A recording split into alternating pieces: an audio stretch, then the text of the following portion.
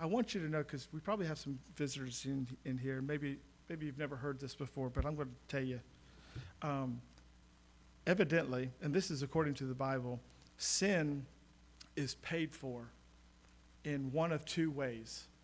And every single sin, from Adam all the way to the last person, every single sin ever committed will be paid for in one way or another.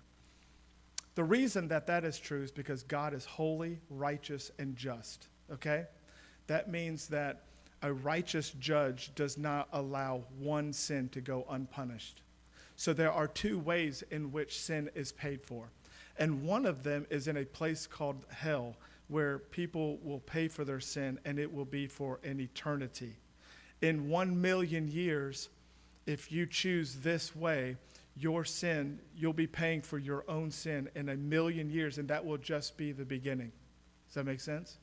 That's how this works. Sin is you're looking at the face of God, and you go, in rebellion, I'm going to do life my own way. I'm going to do it my own, and it's all about me, and I'm going to live life by my terms. And God says that you can do that. That's your choice. And if you do that, then the consequences of that sin is the lake of fire forever and ever and ever. Amen? But here's the good news. The good news is that God provided a way so that you don't have to pay for your sin. In fact, what he did, and you may be familiar with this verse, he says, "For God so loved the world that he gave his only son, that whoever would believe in him would never perish, but have everlasting life." You know?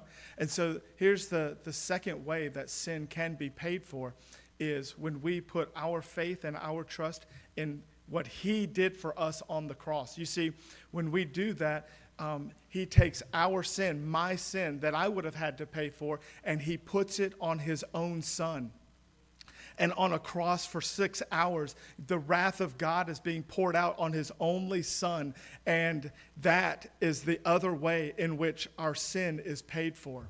And so if the first way of paying for sin does not do you well, which it wouldn't do me either, God provided a way so that, all right, so that we don't have to pay our place in hell. Christ did it for us. And now, when we put our faith in him, when we put trust and hope, and we say, God, you were right, I was wrong, okay? And I trust that your cross, what you did for me, pays for my penalty. That is the second way in which sin is paid for.